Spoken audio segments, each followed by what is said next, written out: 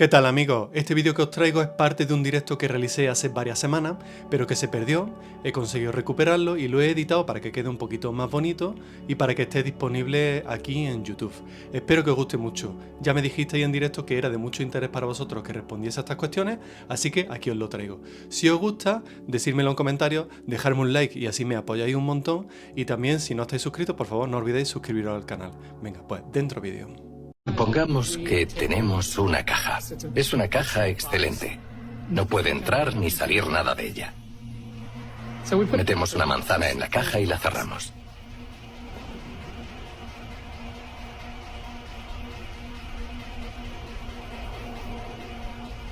Si volvemos al cabo de un mes, la manzana se habrá puesto como harinosa y fofa.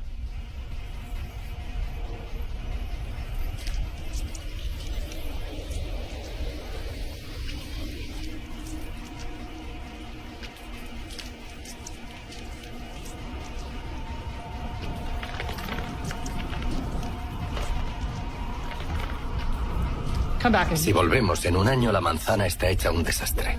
Se habrá podrido y las bacterias habrán hecho sus cosas.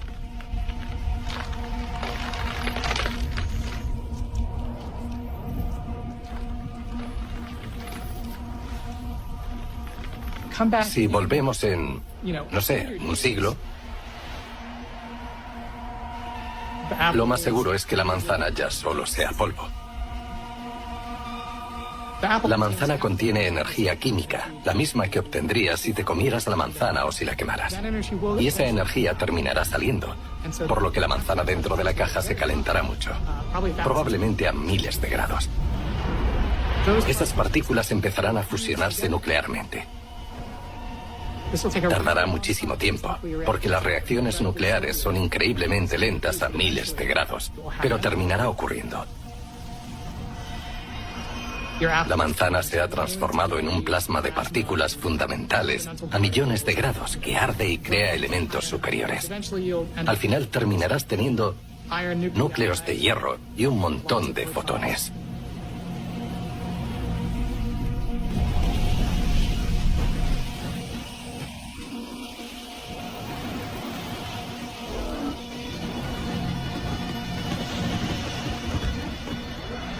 Miles y miles de millones de años después,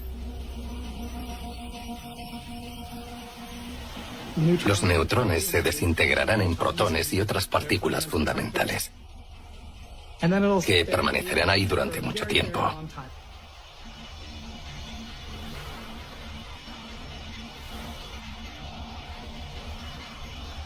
Pensemos en lo que experimentarían las partículas, los protones y los neutrones. ¿Cómo lo experimentarían? Estaban ahí dando sus vueltas, cumpliendo las leyes de la física, y la caja va cambiando de un estado a otro y a otro y a otro. Por tanto, si hay como 10 elevado a 24 partículas en una manzana, esas partículas pueden estar en 10 elevado a 10 elevado a 24 estados diferentes. Es un número gigantesco. Pero no es infinito. Lo que significa que si dejamos la caja en paz durante un tiempo infinito, pasará por todos ellos. Pasará por absolutamente todos los estados posibles, por los 10 elevado a 10 elevado a 24 que hay. Y en algún momento tendrá que empezar a repetir estados por los que ya pasó, porque no queda ninguno nuevo al que evolucionar. Y por tanto, en algún momento, si esperas mucho tiempo, ocurrirá una cosa que ilustra el poder que tiene el infinito sobre lo finito. Llegará un momento en el que, si abres la caja, tendrás otra vez tu manzana. ¿Cómo ha ocurrido? ¿Cómo se ha transformado ese gas caliente en una manzana? Pues en algún momento tiene que hacerlo. De hecho, todo objeto posible que pueda existir en la caja terminará existiendo. Y todos ellos existirán una cantidad infinita de veces.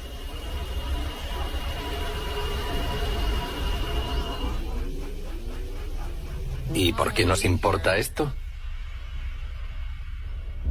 Porque podríamos estar dentro de la caja.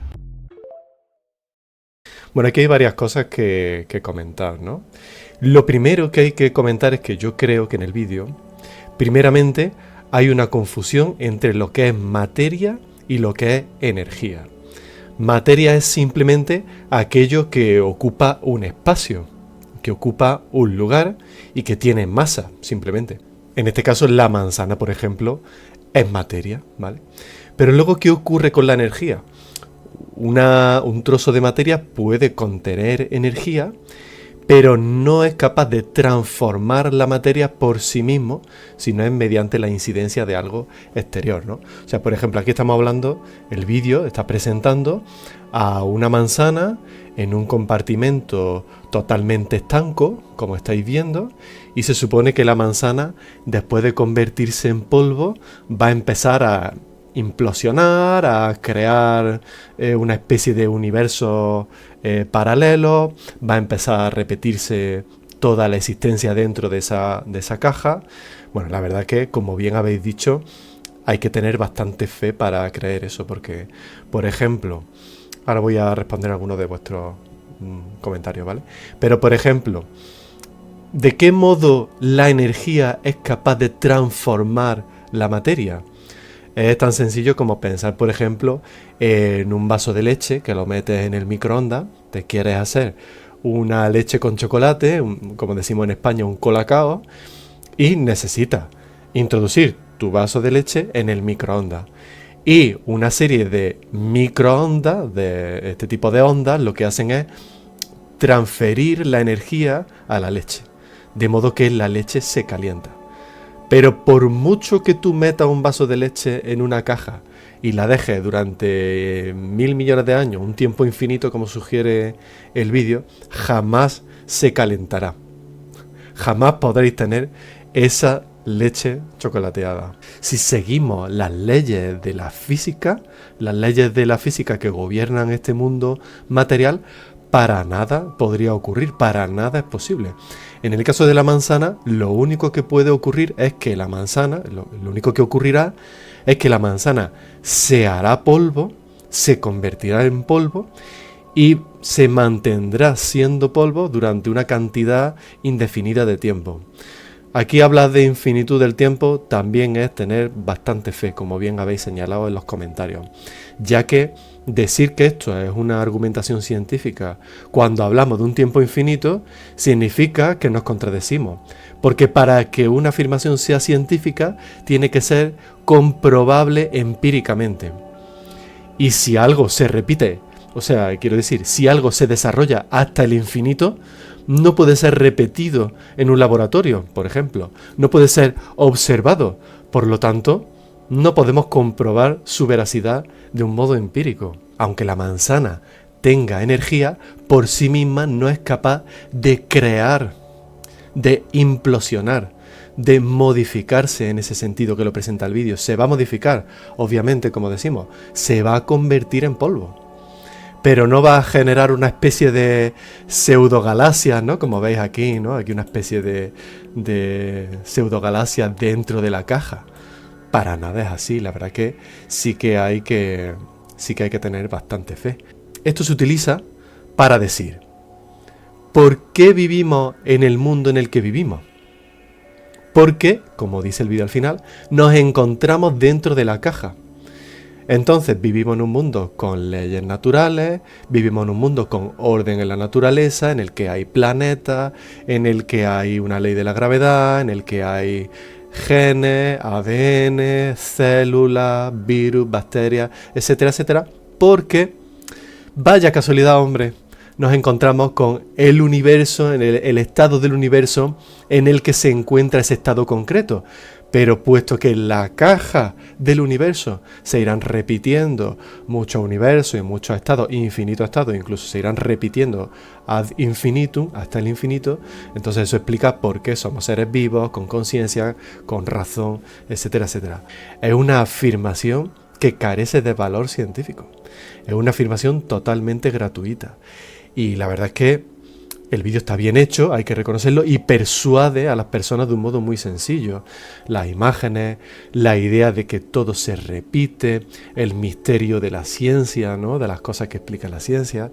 Yo creo que eso explica también el éxito de este vídeo. ¿Orden según quién? Eso es subjetivo. Si no hubiese orden, no podríamos hacer práctica científica, porque imaginad a Isaac Newton, por ejemplo, intentando descubrir las leyes de la gravedad en pleno final del siglo XVII. ¿Para qué realizar un trabajo científico si no hay orden en el universo? Por ejemplo, imagínate a Newton tomando datos de lo que se ha observado mediante telescopios. Si no hay orden, los datos que tú tomes del movimiento de unos planetas no sirven para nada, porque mañana será totalmente distinto y pasado mañana será totalmente distinto. Entonces no se puede hacer ciencia, no se podría conocer la ley de la gravedad, no se podría conocer la composición de los cuerpos, de la materia, etc. Por lo tanto, ¿orden según quién? Pregunta K. Orden según los científicos. Si no hay orden, ni siquiera podríamos fiarnos de la medicina, por ejemplo, ¿no? Un agujero negro, ¿qué orden tiene? Dice K.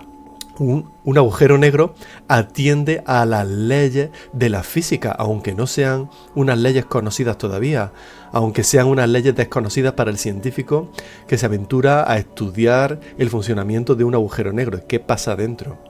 Pero si no hay orden, significa que hoy hay un agujero negro y mañana a lo mejor no hay. Que hoy se comporta de un modo y mañana se comporta de otro modo distinto.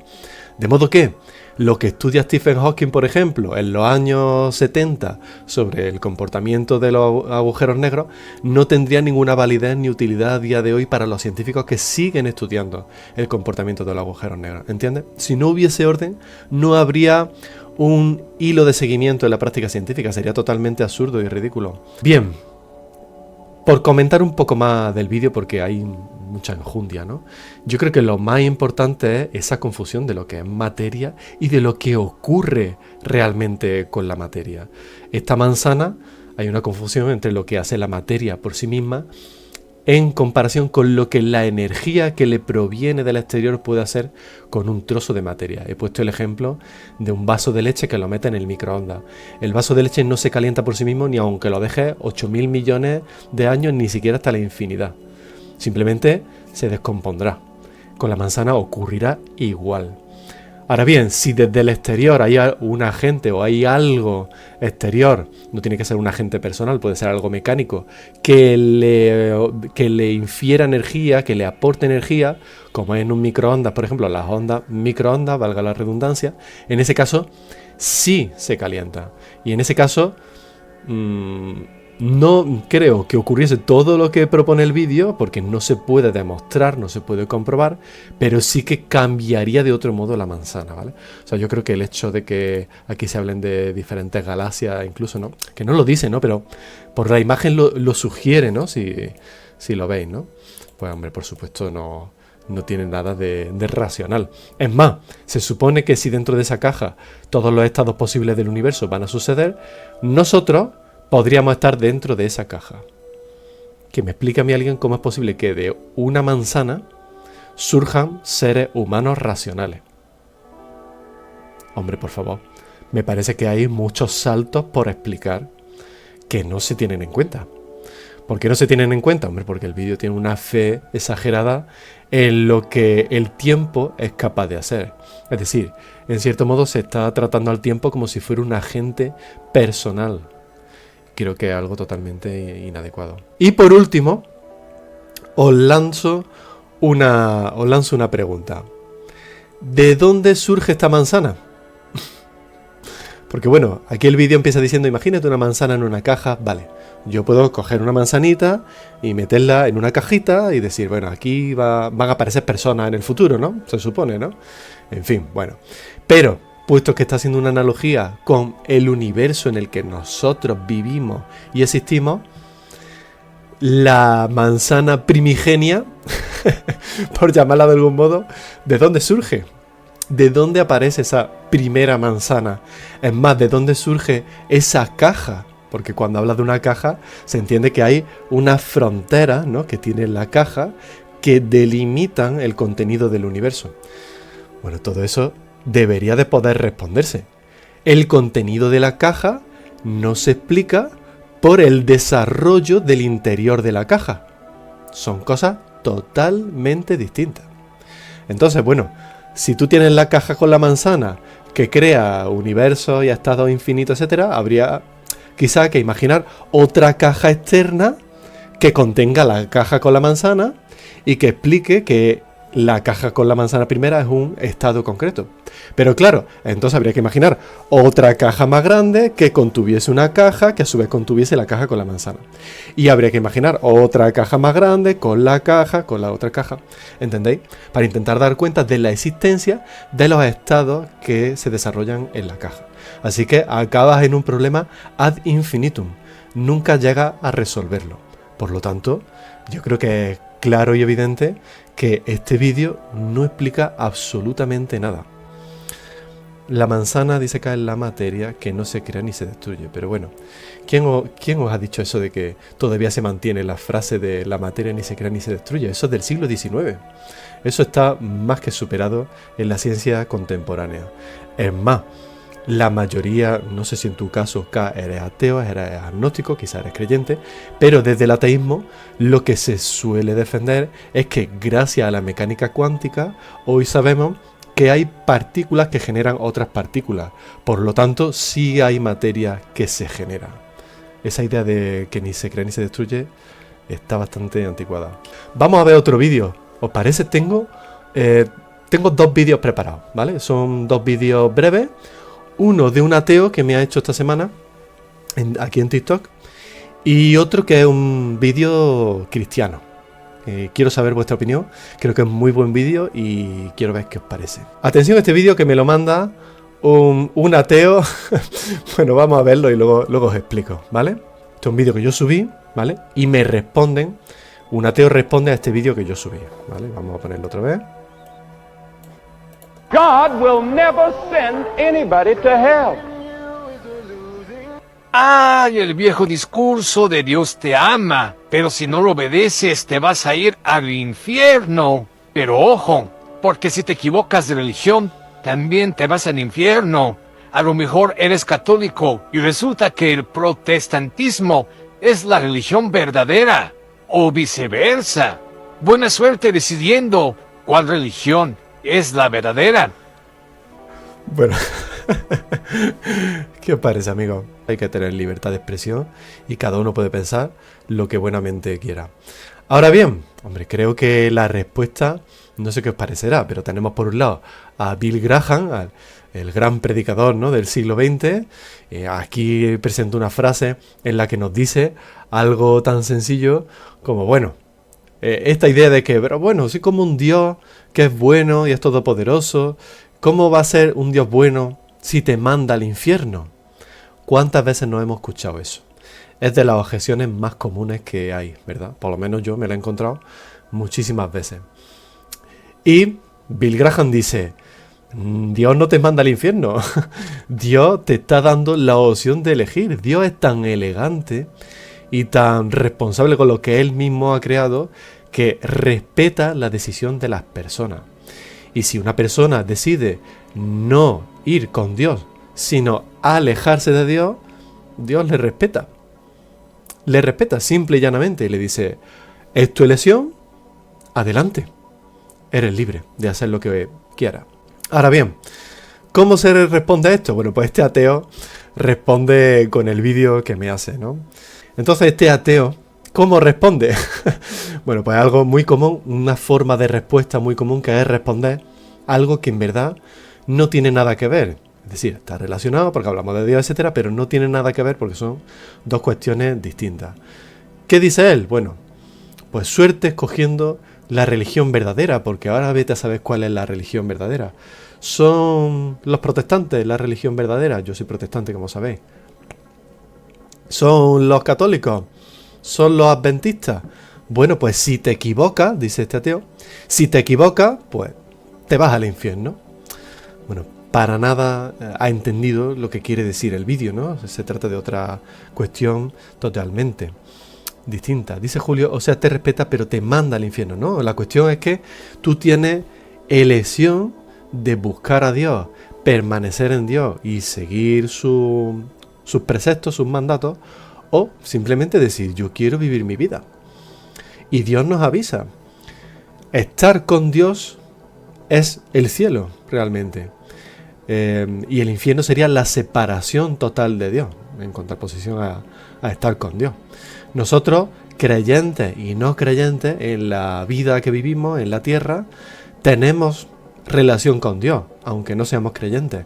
Dios nos da unos dones, incluso Dios nos cuida, aunque no lo creáis, aunque no seáis creyentes. Dios os cuida de diversos modos. Dios os ha creado, aun sabiendo que le ibais a rechazar, ¿vale? Entonces, Dios te dice, o vienes conmigo, o tú solo, por tu propia decisión, vas al infierno.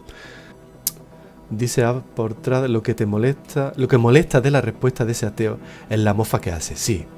Sí, hombre, la verdad que sí. No vamos a negar que son mofas, pero bueno, vamos a obviar la mofa y podemos quedarnos con el argumento. Yo entiendo que a veces en redes sociales podemos exagerar un poco alguna cuestión concreta, bueno, porque también se trata de entretener a la gente, ¿no? En mi caso, por ejemplo, quiero que aprendáis, pero también quiero que pasemos un buen rato juntos y nos entretengamos, ¿no? Entonces, bueno, vamos a obviar esa mofa. Y él responde diciendo eso, pues bueno, suerte con la religión que escojas, porque como te equivoques, te vas al infierno. Pero yo creo que se trata de una visión de la religión totalmente superficial. Es decir, la visión que tiene esta persona es de escuela dominical. Ahora os voy a explicar por qué. Yo soy profesor de escuela dominical en la iglesia de la que soy miembro aquí en Madrid. Y jolín, la verdad es que yo creo que mis alumnos, que tienen 12 años, tienen una comprensión más grande de lo que es la religión que este muchacho, ¿no? Pero bueno, no le culpo, cada uno tendrá su vida y su historia, ¿no? Pero claro, ¿qué dice la Biblia? Concretamente, ¿qué dice la Biblia? La Biblia lo que dice es que Dios te juzgará no porque pertenezca a la iglesia protestante y concretamente de la iglesia protestante seas de Asamblea de Hermanos, de Asamblea de Dios, de lo que sea, o porque seas católico, entonces ya eres salvo y el resto no. Dios lo que dice en su palabra es que juzgará a cada persona según el nivel de revelación que ha tenido, al que ha tenido acceso. Un ejemplo sería, en Romanos 1:20, por ejemplo, se nos muestra que incluso la naturaleza que vemos con nuestros propios ojos es un nivel de revelación para personas que no han tenido acceso al mensaje del Evangelio. Pensad, por ejemplo, no sé, hace 500 años una tribu del Amazonas, o hace 100 años, por ejemplo. En fin, estoy intentando pensar en gente que no ha tenido acceso al mensaje del Evangelio de ninguna de las maneras, en ninguno de los días de su existencia en esta tierra. ¿Es justo mandarle al infierno, como se dice, como decimos, digamos, según viendo este vídeo? Bueno, lo justo es juzgar a esa persona según el acceso que ha tenido a la revelación. Si ha tenido un acceso muy pequeño, se le juzgará según ese acceso pequeño. Un ejemplo, dice la palabra, muchos salmos lo afirman, y Romanos 1:20, como digo, lo reafirma, que la naturaleza nos muestra la grandeza de Dios. Me imagino, es un ejemplo, me imagino que, por ejemplo, una persona de estas tribus aisladas del mundo serán capaces de ver la naturaleza y decir, esto no puede crearse solo, ¿de dónde proviene todo? O decir, por ejemplo, claramente hay algo o alguien superior a mí. Son formas muy pequeñas, son pequeños pasos de acceso a la revelación de la existencia de Dios. No se trata de escoger la religión correcta, se trata de buscar a Dios y de encontrar la realidad que nos rodea. O sea, pensad que, igual que se dice que todos los caminos llevan a Roma, del mismo modo, todos los caminos de la existencia nos llevan a Dios. La ciencia nos lleva a Dios, la filosofía nos lleva a Dios, la observación de la naturaleza nos lleva a Dios. Todo. Yo, por ejemplo, que yo soy protestante, como digo, pienso, ¿habrá católicos en el cielo? Sí que habrá, claro que sí. ¿Habrá adventistas en el cielo? Claro que sí. Porque yo reconozco y soy consciente de que dentro de esas religiones hay gente con una fe genuina, aunque para mí estén en un error doctrinal, pero bueno, para mí son hermanos en ese sentido.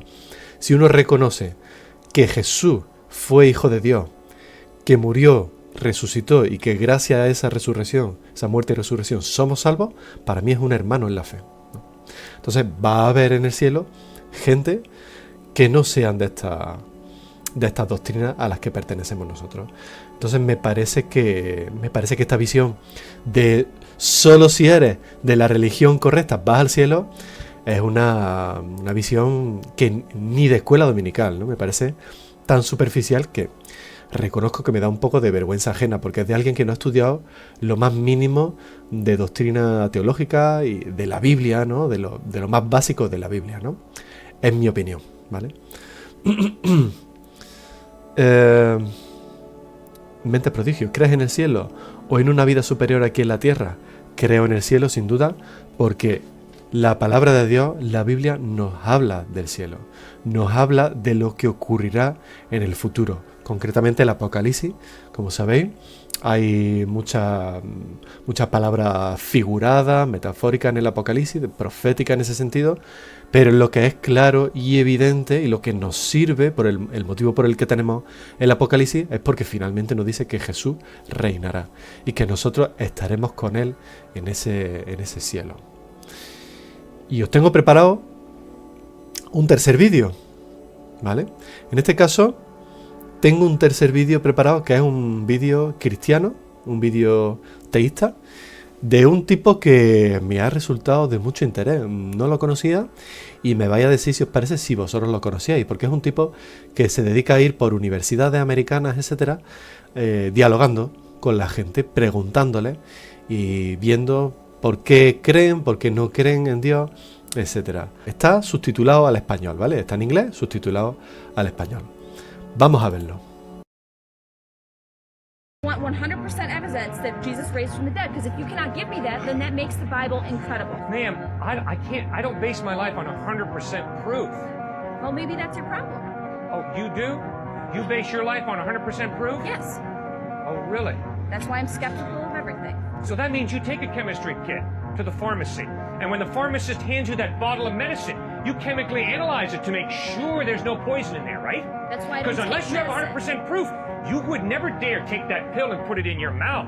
Because maybe the pharmacist put poison in there. Yes, I don't base it on 100%. Right, thank I you. look up So my- don't tell me you base your life on 100% No, proof. You I'm don't. sorry. None of us do.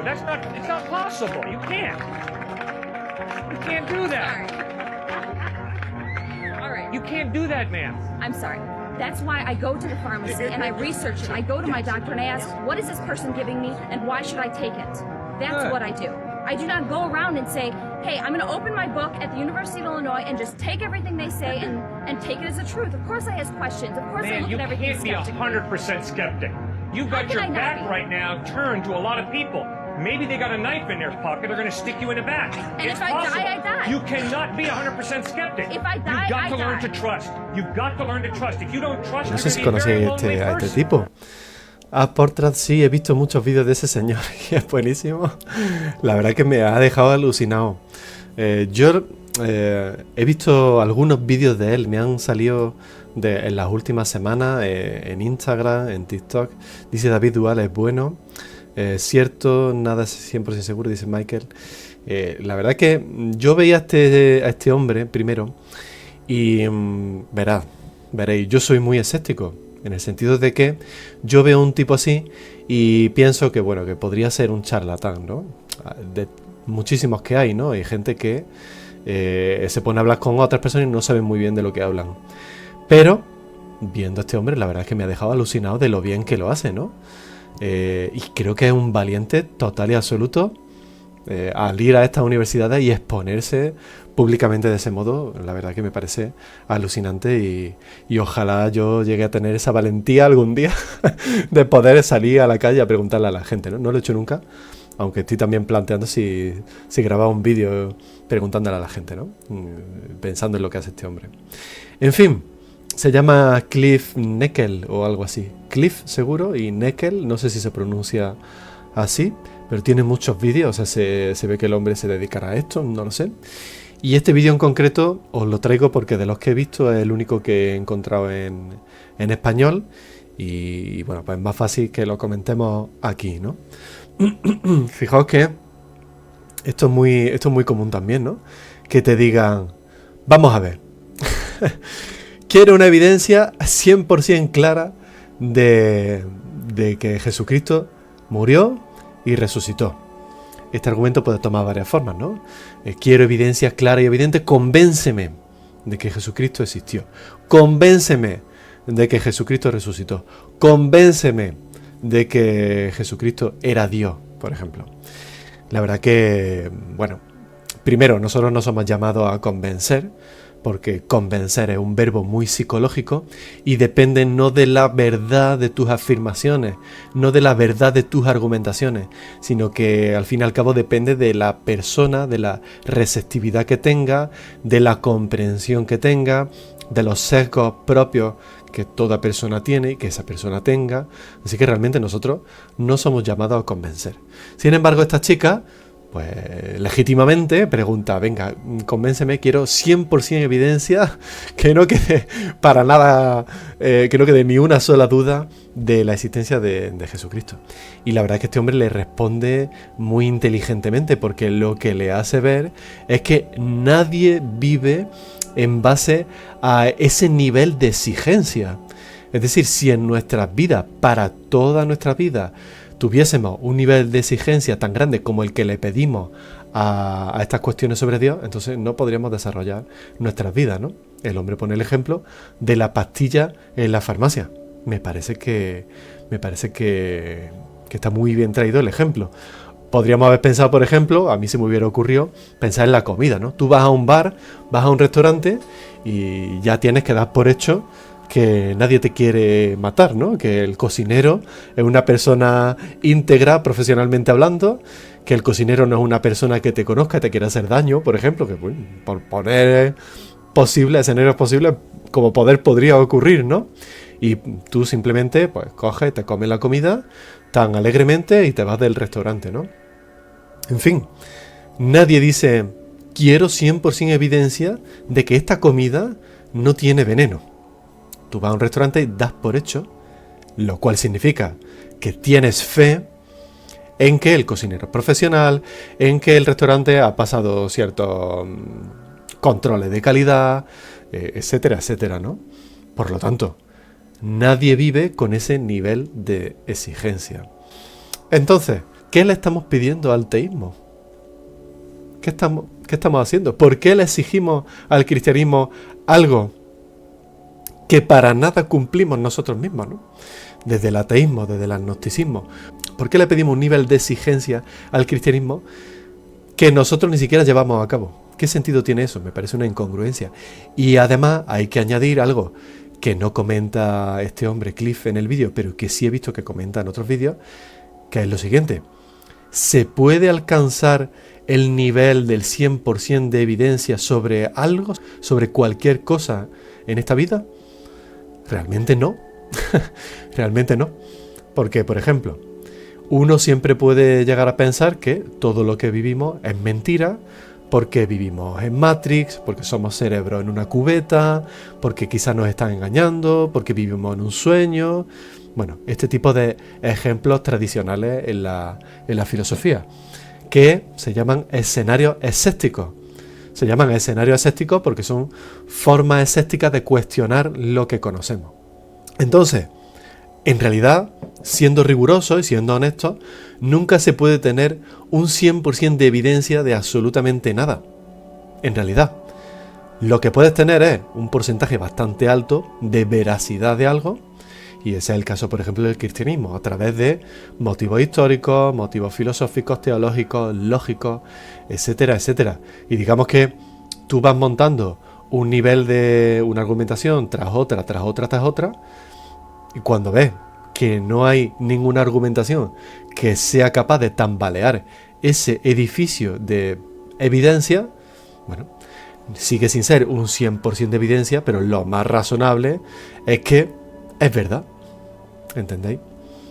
¿Qué opinas de la edad de la Tierra que dice la Biblia en contra de los registros fósiles y edad de roca? Bueno, hay que decir lo siguiente, la Biblia no habla de la edad de la Tierra, en ningún lugar.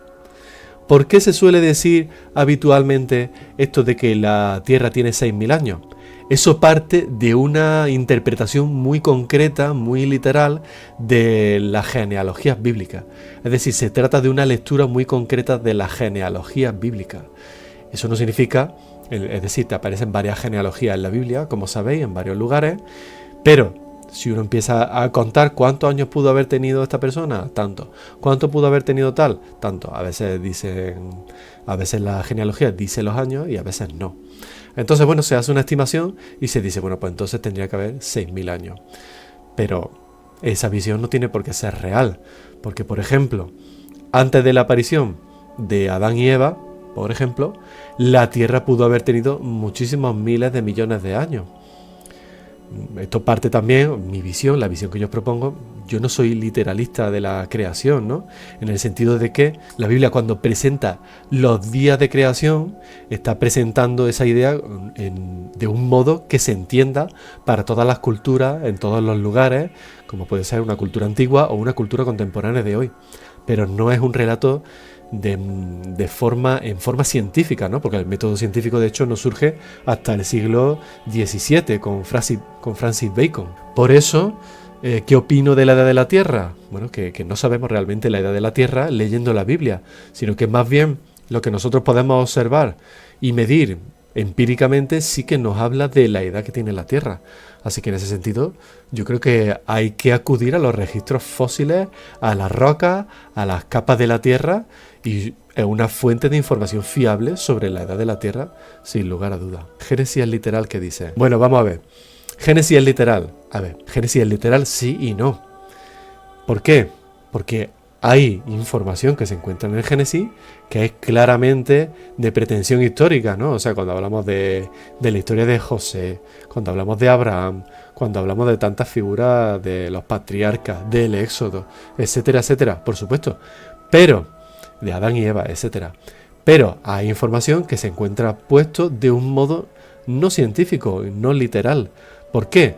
Porque se utiliza una forma de transmisión de información que sea lo suficientemente amplia para que pueda ser entendida por muchísimas personas de diversas culturas. ¿Entendéis?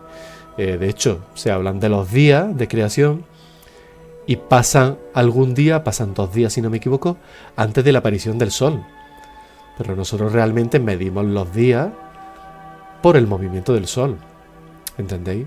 Entonces, esa visión ultraliteral de que son días de 24 horas es difícil de mantener a día de hoy, en mi opinión. Eso no quita que sea verdad o no, es decir, aunque no sea literal en ese sentido, el mensaje está mostrando veracidad, está mostrando una verdad, solo que lo dice de ese modo, ¿entendéis? No sé si me explico. César Augusto, ayudados con la ciencia, jaja, ahí nuestros creyentes son muy graciosos. Hombre, claro, a ver, Dios nos ha dado un cerebro para pensar. Dios no nos pide créeme porque sí, créeme ciegamente. Dios nos da un razonamiento. Dios nos da ojos para ver. Dios nos da sentidos para tocar. Dios nos da herramientas para medir el funcionamiento de este universo. Y yo, mediante el razonamiento dado por Dios, puedo comprobar, puedo observar cómo es el mundo. ¿Entendéis? Por lo tanto, claro que la ciencia es una ayuda. Claro que sí. Toda la existencia es una ayuda para intentar comprender nuestro lugar en el mundo. ¿Qué menos? ¿Cómo podría ser de otro modo? Jesús, ¿puedo ser un buen seguidor de Cristo con mis finanzas de cabeza? ¿Qué quieres decir con finanzas? Teniendo éxito en las finanzas, ¿no? No sé si eso es a lo que te refieres. Sí, por supuesto, ¿no? Se puede ser seguidor de Cristo, puedes seguir siendo cristiano, siendo rico, ¿no? Por ejemplo, si tienes esa suerte. Ahora bien, hay que tener un especial cuidado en esos casos porque la Biblia dice que es más fácil que entre un camello por el ojo de una aguja, ¿no? Es decir, por un agujero muy pequeñito, que un rico en el reino de los cielos. ¿Por qué? Porque, bueno, el dinero corrompe enormemente el corazón de las personas. Jesús, estoy viendo que me dices precisamente lo contrario, ¿no? Deudas, malas disciplinas para gastar el dinero. Sí, puedes seguir siendo cristiano independientemente de la situación en la que te encuentras, pero yo te aconsejo que busques ayuda. Busca ayuda, gente que te aconseje sobre cómo gastar el dinero, sobre cómo ir reduciendo tus deudas, ¿vale? Es algo muy sensible y muy importante. ¿Por qué Jesús no fue lo que Israel esperaba? ¿Y por qué? Porque para nosotros tampoco. Porque Jesús no fue lo que Israel esperaba y porque para nosotros tampoco. Orión 7, pues así es, entiendo que es una afirmación, ¿no? Y estoy totalmente de acuerdo, ¿no? Porque los judíos esperaban un Jesús que llegase con espada, ¿no? Los judíos estaban bajo el yugo romano, estaban dominados por los romanos y pensaban que iba a aparecer un Mesías, un Jesús que acabase con los romanos, literalmente, que eliminase ese yugo romano sobre los judíos y por lo tanto que políticamente, socialmente, etcétera, los judíos fuesen dueños de su propio lugar, de su propio destino, etcétera. ¿Y qué llegó? Llegó un Mesías que en lugar de liberarlos del yugo romano, lo que hizo fue decirle: yo vengo a liberaros del pecado, que es mucho más importante, claro. Vengo a liberaros del pecado que os domina. No de uno que os domina políticamente, porque eso se acabará. Esa persona morirá. Tú morirás. Pero el pecado que te domina, eso es muchísimo más importante, porque no se acabará. Una vez que termine nuestra vida, dependerá ese futuro, esa vida futura, de qué hemos hecho con el pecado. ¿Y qué hemos hecho? Bueno, pues Jesucristo vino, murió por nosotros, limpió ese pecado que nosotros no podemos eliminar por nosotros mismos. Así que efectivamente Jesús no fue lo que Israel esperaba para nada y sigue sin ser lo que la gente espera, ¿no? Es decir, estos comentarios, estos vídeos que recibo refutando a Jesús porque no son lo que ellos esperan. Bueno, si Jesús existe, si Dios existe, que se me abra el cielo. Si Jesús existió, ¿por qué es de este modo? Si Dios existe, pues que se sane mi enfermedad, por ejemplo. Sigue sin ser Jesús lo que nosotros esperamos, porque Jesús no viene a hacer lo que nosotros queremos, sino que sigue en ese proceso de limpieza de pecados, sigue liberándonos del pecado. Jesús, Dios, no es un servidor nuestro para decir, bueno, pues venga, ahora voy a sanarte de tu enfermedad porque me la has pedido y para que veas que existo. Para que veas que existo, yo te voy a sanar. Para que veas que existo, yo voy a abrir un agujero en el cielo y voy a bajar así en una nube montado. Para demostrarte que yo existo. No, amigos, no.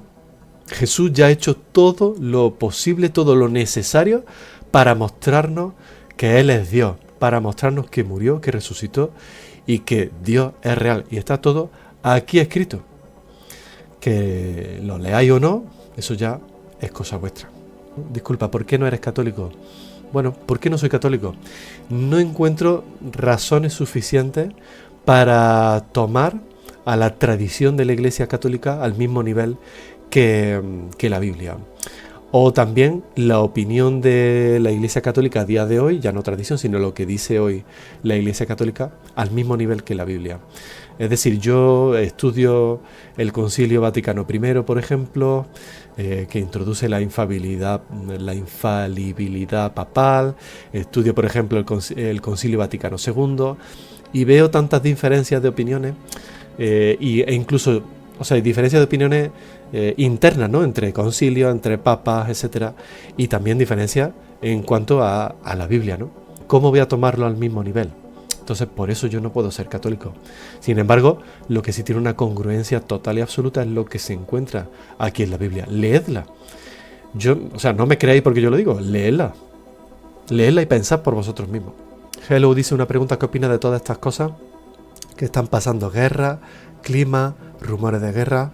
¿Qué puedo opinar de ello? La verdad es que el ser humano se repite constantemente y la historia del ser humano es una historia de dolor, de guerra y de muerte.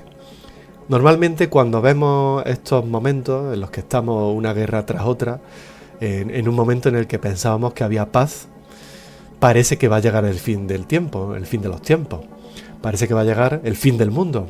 Y de hecho todas las generaciones de cristianos han pensado que su generación iba a ser la última, que iba a ser el fin del mundo, que iba a bajar Dios del cielo finalmente, iba a venir la segunda venida de Jesucristo y se iba a acabar todo. Yo, en ese sentido, soy escéptico, ¿vale? Precisamente por eso, porque todas las generaciones de cristianos han pensado que se acababa el mundo, que era algo inminente. Yo creo que, como dice la Biblia, Jesús vendrá como ladrón en la noche. Eso significa que Jesús vendrá de un modo que nadie, absolutamente nadie lo espera. Si tú, amigo, esperas que venga por todo lo que está ocurriendo, lo más probable es que no venga, porque vendrá como ladrón en la noche. Así que yo creo que no significa, todas estas cuestiones sobre tantas guerras, etcétera, no significa que sea el final de los tiempos. Joaco, pero ¿no es justamente la Santa Biblia producto de la tradición y el magisterio de la Iglesia? Depende de lo que entienda por tradición y magisterio de la Iglesia, porque el canon bíblico proviene de lo que durante generaciones y generaciones y generaciones, desde hace miles de años, de creyentes han mantenido como el canon bíblico, en el sentido, lo han mantenido como palabra de Dios, pero no caprichosamente, sino porque reconocían que Dios se iba revelando en la palabra. Hay muy pocos casos de diferencia en este sentido, que son los evangelios apócrifos, o sea, los libros apócrifos, ¿no? Que, por ejemplo, Lutero, cuando hace la Biblia protestante, los mantiene en la Biblia, o Casiodoro de Reina, cuando hace la primera traducción completa de la Biblia al castellano, también los mantiene, los libros apócrifos. ¿Por qué? Porque hay debate, en ese momento había debate, aunque el consenso mayoritario era que no tenían ese carácter de revelación. Lutero decía, por ejemplo, que los mantenía en la Biblia porque pensaba que eran de utilidad para la doctrina religiosa, para el carácter religioso, etcétera, ¿no? Entonces, no es exactamente la tradición la que haya hecho, o el magisterio de la Iglesia la que haya dado forma a la Biblia, sino que lo que hace la Iglesia es reunirse para oficializar algo que se mantenía ya como una realidad, que era el entender ciertos libros como palabra de Dios y otros no. Eso es lo que se hace en los diferentes concilios. Pero, por ejemplo, antes he nombrado el Concilio Vaticano I, el segundo, etcétera, es diferente, porque una cosa es establecer el canon bíblico siguiendo algo que se mantiene a lo largo de cientos y cientos, incluso miles de años, y otra cosa distinta es que estos concilios lo que hacen es, ¿cómo decirlo? Lo que hacen es afirmar como verdadera una interpretación muy concreta del mensaje bíblico, del mensaje del Evangelio, de la Biblia, al fin y al cabo.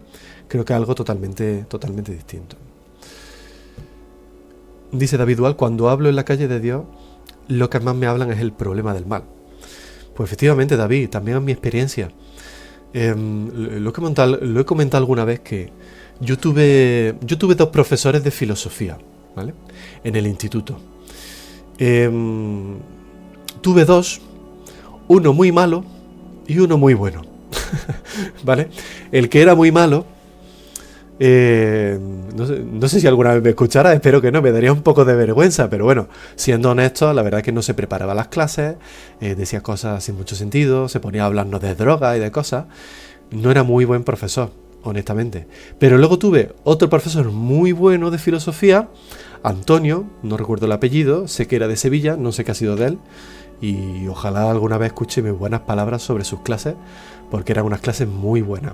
Y era un tipo que él se consideraba ateo, y precisamente debido al problema del mal.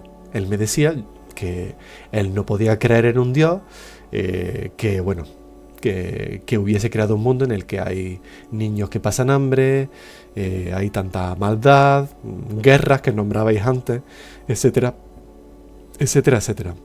Entonces, es lo más habitual, hablar del problema del mal. Ahora bien, precisamente el problema del mal es el que nos muestra que hay algo que no funciona correctamente en esta existencia en la que nos encontramos. Es decir, ese problema del mal es el que nos hace levantar la mirada y decir, necesitamos justicia. Necesitamos justicia. Incluso hasta el ateo más ateo reconoce que las cosas no funcionan bien en este mundo. ¿Qué es lo que nos puede ofrecer justicia? Solamente una cosa.